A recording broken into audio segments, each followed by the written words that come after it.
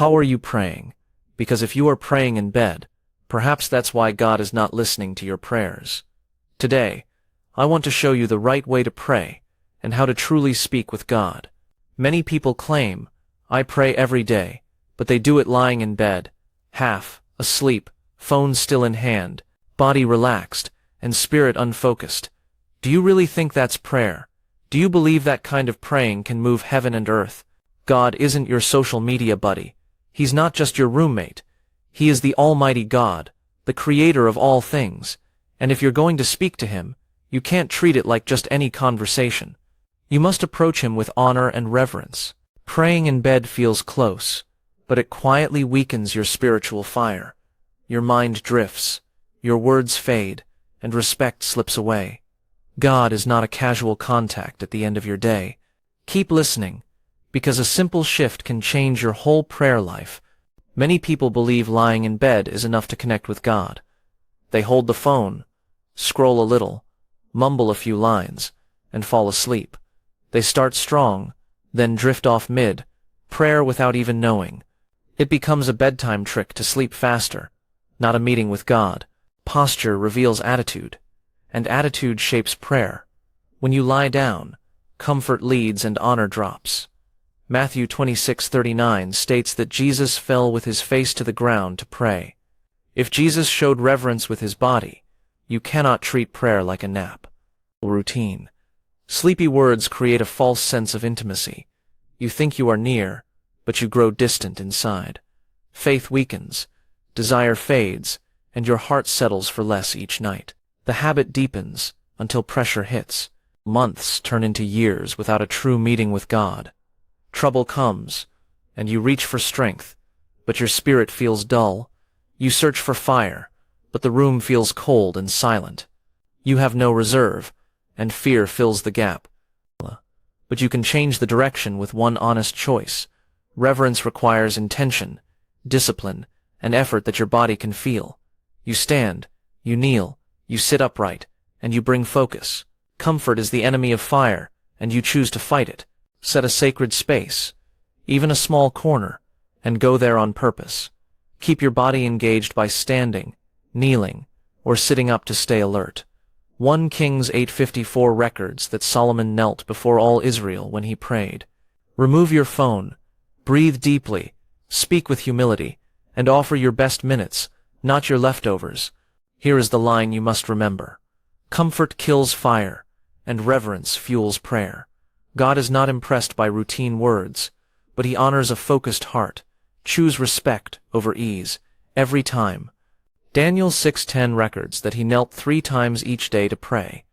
Even as a high official, he chose reverence in public and in private, and God strengthened him. Tonight, get out of bed, find a place, and meet God with alertness and honor. Now prepare to break the pull of comfort and ignite a steady desire to seek him. People often say God sees the heart, so laziness in prayer is fine.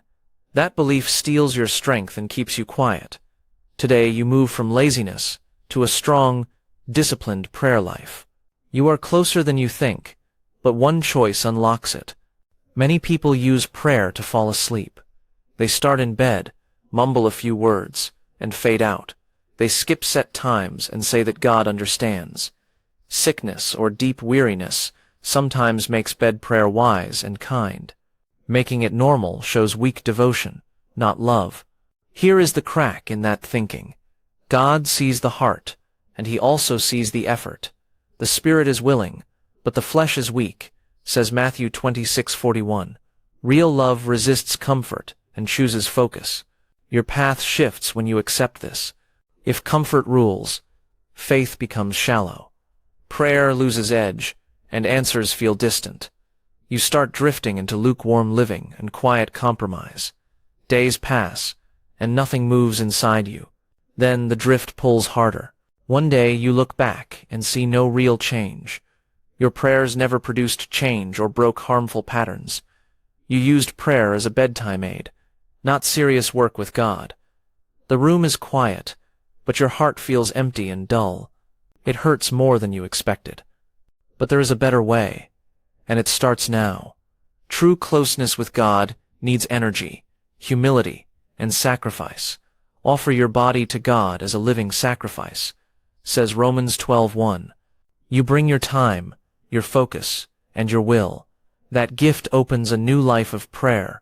Choose a time when you are alert, often early or during a break.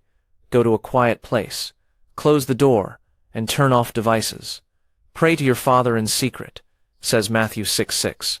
Kneel, sit upright, or stand, and speak with clear, honest words. Let your voice and posture show respect and focus. Here is the edge you must hold. God does not want sleepy words. He wants a living sacrifice. Give him your best minutes, not what is left. Let your love look like effort, not excuses. This is your turning point. Many before you rose early, fasted, and knelt until their minds cleared. Awake, sleeper, and rise from the dead, says Ephesians 5:14. Stand up now, set a time, and guard it with simple rules.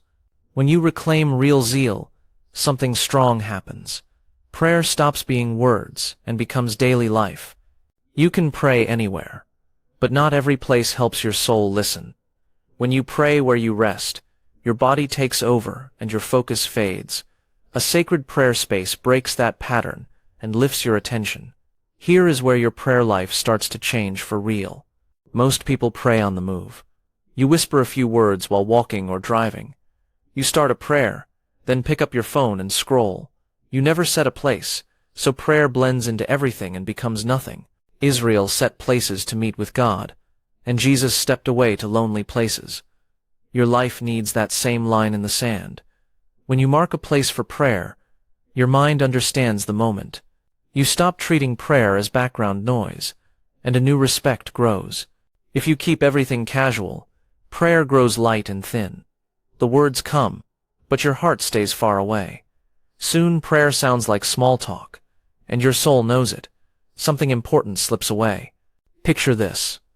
You pray each night on your pillow, and you never quit.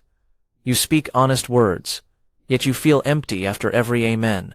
The pillow became your prayer place, and your heart went dull. Here is the turn. Prayer space sets the tone for prayer power. When you choose one place and treat it as holy, your whole posture changes. Your body wakes up, your mind clears, and your spirit leans in. Choose a consistent spot that you can return to each day. Keep it simple and quiet, with your phone far away. Place a Bible and a journal there, and use a chair or a kneeling space. Enter that spot the same way each time. Sit upright or kneel, and begin with one clear breath. Over time, your mind will link that space with focus and trust. Remember this line and keep it close. Sacred space creates sacred fire. In plain words, a set, apart place builds focus, strength, and lasting desire. Jesus often withdrew to quiet places to pray. And the teaching is clear. Matthew 6:6 says, "Go into your room and shut the door and pray to your Father." Choose your spot today, clear it, and treat it with respect. Sit there, read one verse, and speak to God with a clear mind. But even with a space prepared, the struggle remains. You must push past weariness when your flesh begs for rest. Your spirit wants to pray, but your body wants to sleep every night. Jesus named this battle in the Garden of Gethsemane. He said, "The spirit is willing, but the flesh is weak." Matthew 26:41. You can overcome this weakness, and it starts in a surprising place. Many people think prayer can wait until after everything else. They try to pray last thing at night and drift away. They set no rhythm, and the day steals their focus. Respect fades, and guilt grows. This approach fails because your energy follows your order. When you give God the last minutes, you give your weakest self. Strength comes when you give him the first and best minutes. Discipline is the bridge between desire and power. If you ignore this, focus keeps slipping, and prayer stays weak. You feel guilt, promise change, then repeat the same cycle. Your mind grows dull, and battles hit harder. Then the crisis comes. In trouble, you try to pray, and last only 9 minutes. Tears come, but strength does not. You expected strength for hard fights, yet you cannot stay awake for 10. You know this cannot continue. But then you see a simple truth. You can train your body to serve your spirit. You can build habits that give God your best focus.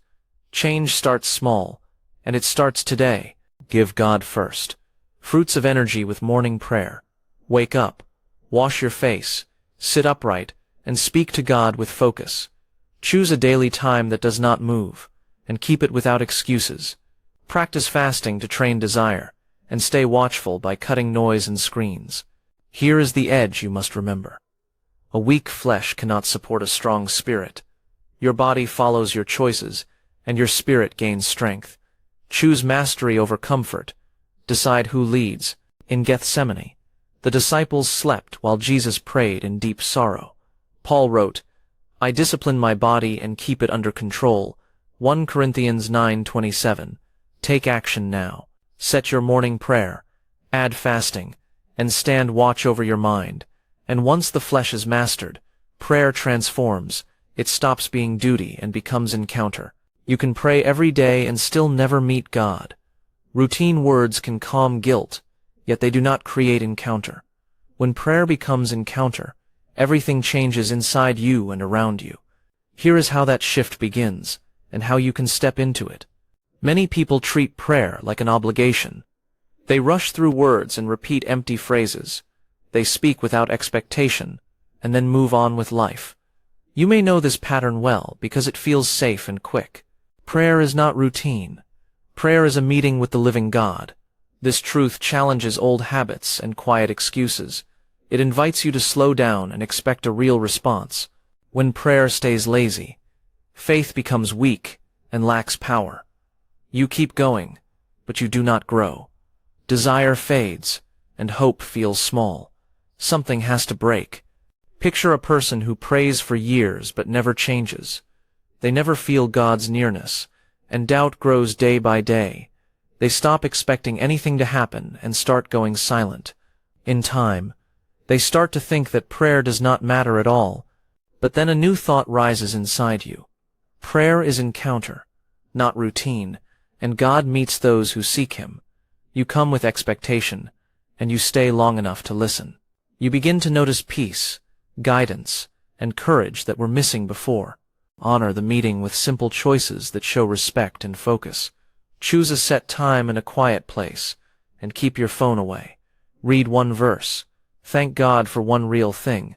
Speak honestly, then listen. Wait in silence for a few minutes.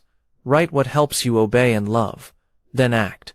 Here is the core truth you need to remember. Lazy words reach the ceiling. Fervent prayer reaches the throne.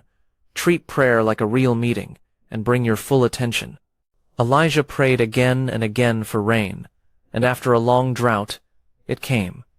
James 5:16 says, "The fervent prayer of a righteous person avails much." Start today, expect God.